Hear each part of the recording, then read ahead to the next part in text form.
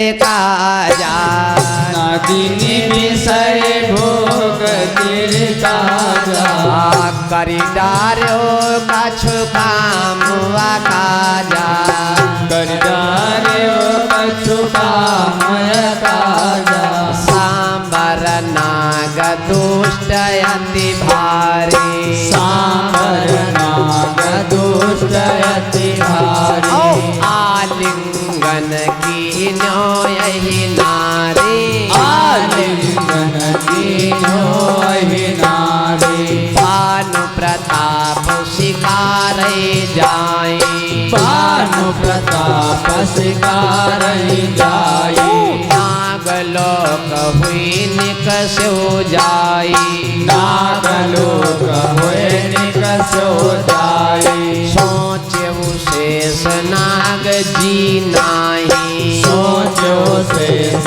नाग जी नाही कौन भवन मारा बतियाई कौन भवन मारा बतियाई भानु प्रताप तहाँ चढ़ गए वो भानु प्रताप कहाँ चढ़ गयो नागिनी छाड़ी नाग भगे गए वो नागिनी छाड़ी नाग भगी गयो तब राजा बहु क्रोध सतायो तब राजा बहु क्रोध सतायो सांबर नाग पकड़ नहीं पायो सांबर नाग पकड़ी नहीं पायो सांबर नाग पकड़ नहीं पायो सांबर नाग पकड़ी नहीं पायो सांबर नाग पकड़ी नहीं पायो।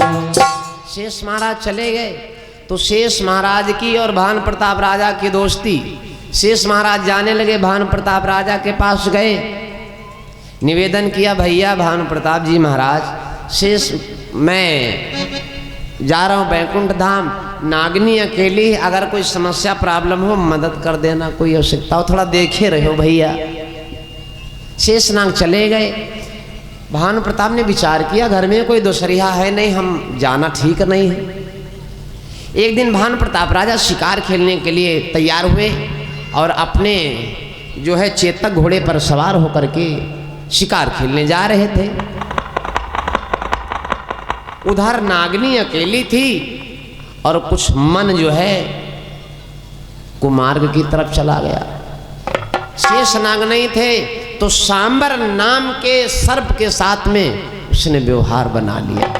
और सांबर नाग किसको कहते हैं? धमिना को। तो जब व्यवहार बना लिया, सर्प आया आराम से, रोज आने जाने लगा। कई दिन बीतने लगे, कुछ बातें पर्दे योग्य होती। एक दिन जब भानु प्रताप राजा शिकार खेलने जा रहे थे अपने चेतक पर सवार होकर के प्यारे, तो जैसे पहुंचे तो चाप मिले कि सोचो शेष नाग घर नाही और कौन महल में रहा बतियाई। तो राजा भानु प्रताप ने घोड़े को रोक दिया और उसी जीना है, सीढ़ी बनी है, तो उसी के ऊपर जो है बढ़िया चढ़ने लगे आराम से, टप टप टप टप टप टप। आहट मिली,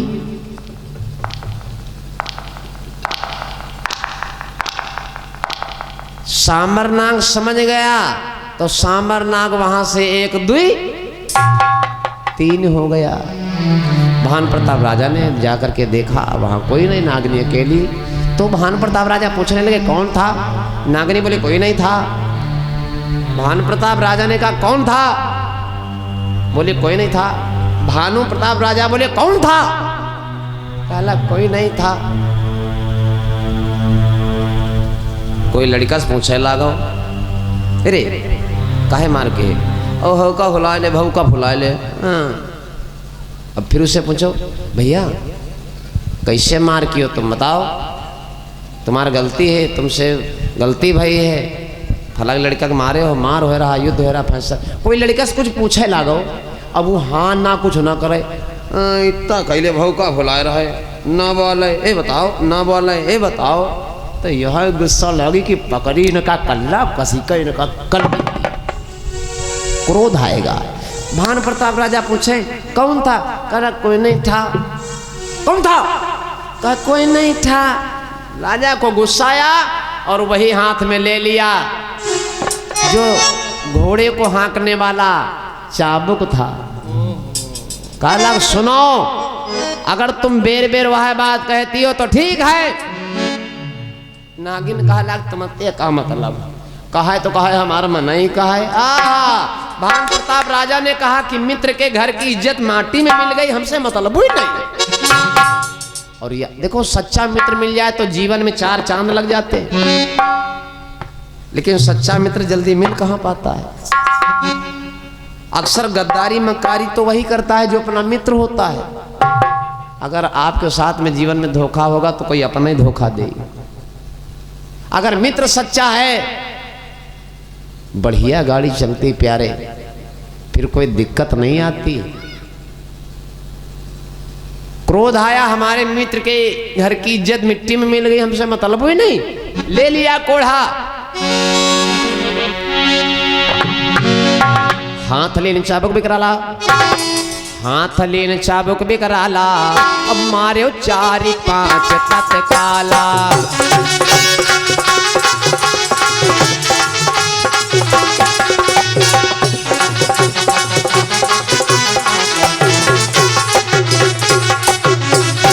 आस कह के निज भवन सिधारा, अब नागिनी ढूरे नयन जलधारा।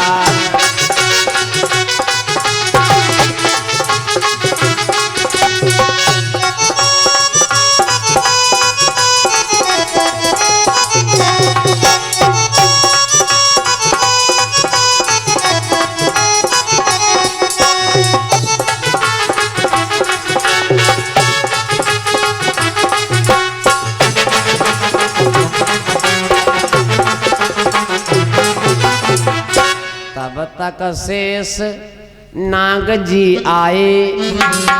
नागिन बैठे बैठे रोए रही, तब तक शेष नाग आए गए। शेष नाग ने कहा तुम रोए रही हो? नागिन बोली ना रोई तो क्या करी? शेष नाग ने कहा प्यारी तुम रो रही हो? नागिन बोली अब ना रोई तो हम क्या करी? रोवे के अलावा हमरे पास कोई दूसर ऊ नहीं रहा है, तब ना रोए तब का करी? तुम का हमारी याद तो आवत नहीं है। शेषना कहला याद नहीं आवत, हम जहाँ गिन तहाँ क्या देखी कि यहाँ क्या देखी। नागिन कहा है लाग फिर तुम जाओ हूँ मैं क्या देखाओ जाए, तुम हूँ मैं क्या देखाओ जाए, तुम हिया क्या ना देखाओ, हिया क्या और कोई देखी। तुम रो क्यों रही हो? नागिन बोली तुम्हारा मित्र। अरे हटो राजा, तुमको अपने मित्र पर ज्यादा विश्वास है। शेषनाग बोले वो तो है। नागिन बोली ना पूछो। शेषनाग ने कहा हुआ क्या? नागिन बोली मानोगे नहीं। मतलब तो तुम रोए क्यों रही हो? तो नागिन बोली रोई ना, आए हाथ पकड़ लिया, मैंने तुम्हारा नाम बताया कि हमारे स्वामी जानेंगे तो आफत करेंगे, मैं अपने पति से बताऊंगी मैं पतिव्रता नारी हूं। तो उन्होंने कहा कि उनके औकात नहीं जो हमसे बात कर ले।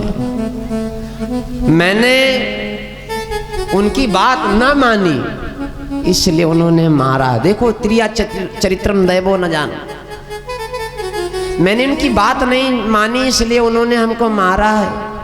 शेषनाग ने कहा हम नहीं मानेंगे,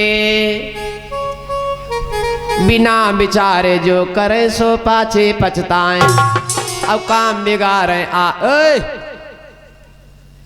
बिना विचारे जो करे सो पाछे पछताएं। अब काम बिगाड़े आपनो जग में होए हंसाए, जग में होए हंसाए चित्त में चैन न आवे। अब खान पान सम्मान सब बर्बादी होती रहती है। कब? जब आदमी बिना सोचे समझे कदम उठा ले। शेषनाग ने कहा तुमने जो कहा हमने सुना है, लेकिन बिना विचारे बिना परीक्षा लिए बिना परीक्षा लिए हम जो है अब ऐसे कैसे बदला ले ले। तो शेषनाग ने कहा आप रो रही हो, आप लक्षण लगा रही हो, लेकिन हम पहले परीक्षा लेंगे। नागिन कहा लग हम जानित रहे तुमका हम पर विश्वास नहीं है। अरे शेषनाग ने कहा विश्वास है, लेकिन हम परीक्षा लेंगे। कहते हैं जोश में होश नहीं खोना चाहिए, क्रोध में कभी निर्णय नहीं लेना चाहिए, और जोश में कभी वरदान नहीं देना चाहिए। ज्यादा क्रोध आ गया कहने से तो ठीक है हम सारे के जिंदे न रहे। क्रोध में कभी निर्णय नहीं लेना चाहिए, और ज्यादा जोश में होश नहीं खोना चाहिए। प्यारे ए बेटा डिस्टर्ब कर रहे हो, ए लाल सामने बैठो, इधर आगे बैठो, इधर बैठो, इधर बैठो। हाँ कथम इधर बैठा जा। बोलो यज्ञ भगवान की जय। तो शेषनाग ने कहा हम परीक्षा लेने जाएंगे। कहा लग परीक्षा ले जाओ। तुम कहा हमारे विश्वास हुई नहीं। शेषनाग पहुंच गए। छोटा रूप धराते हैं काला, छोटा रूप धराते हैं काला, पहुंचो द्वारपाल महिपाला। छोटा सांप क्या बच्चा बन के शेषनाग चले। छोटा रूप धराते हैं काला, पहुंचो द्वारपाल महिपाला। सांप का बच्चा आ गया तो द्वारपाल मारन का धावा, तुरंत आए महिपाल बचावा। शेषनाग गए परीक्षा लेने के लिए, राजा के मोहरे पर पहुंचे। जब राजा के दरवाजे पर पहुंचे तो द्वारपाल लेके लाठी डौरा का मारो मारो मारो सांप सांप। राजा ने कहा ये आए जीव जंतु, इन्होंने कुछ बिगाड़ा नहीं, तो इनको मारने से क्या मिलेगा। अरे उठाओ और उधर जंगल झाड़ी में फेंक दो, क्या मिलेगा।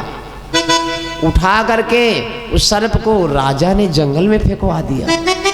शेषनाग ने विचार किया कि बताओ इतना बढ़िया राजा पराई नारी को बिना गलती कैसे मारेगा। लौट आए, नागिन थाली सजाए है, नागिन थाली सजाए है कि हमारे पति आएंगे, और जो हमारा दुश्मन था आज उसका रास्ता साफ हो गया। आरती की थाली सजाए पिया आते हैं। स्वामी डस आए तो शेषनाग ने कहा हम डस नहीं पाए, हम डसते तो नहीं आए। कहा लग डसी हो ना तुमको हमारे पे विश्वास नहीं है। शेषनाग बोले विश्वास विश्वास सब है, चलो अच्छा परेशान हो, हम फिर जा रहे। बेचारे फिर लौट गए। अब की बार सांप का बच्चा बन करके राजा जहां अपने जो है प्रसाधन जो है विष्ठा कक्ष में पहुंचे, लैट्रिन में। जब विष्ठा कक्ष में पहुंचे तो डोल डाल हित राजा गए हो, आहा ताहि देख विस्मय अति भयो। राजा अकेले बैठे और हुआ पर सांप लगा रेंगने। तो राजा ने कहा जीव जंतु है, नुकसान न पहुंचे, अगर हाहाकार करेंगे भाई पीट पाट काम खत्म हो जाएगा। तो राजा बेचारे स्वयं चले आए, लेकिन सांप का कोई वहां पर नुकसान नहीं किया।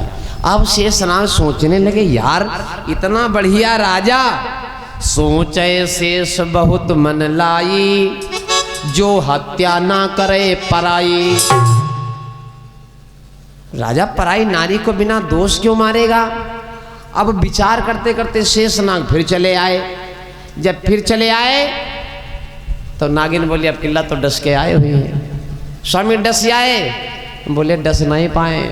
शंका कहा लग तुम शंका चाहे दुनिया मार डारे, चिड़ैया जान से जाए खवैया तो स्वाद नहीं, हमारी बात विश्वास नहीं। राजा ने कहा देखो ढमढमा तो बजाइयो मत, तमाशा करियो ना, हम जा रहे हैं अब की बात डस के आएंगे, लेकिन शर्त एक है कि गलती होई अगर राजा राजा की गलती तो राजा का राम राम सत्य, और अगर तुम्हारी गलती तो गलती होई तोरी जो बाला, तो काटा नाक कान ताते काला, काटब नाक कान तत्काला, काटब नाक कान तत्काला। हो गलती होई तोर जो बाला, काटब नाक कान तत्काला।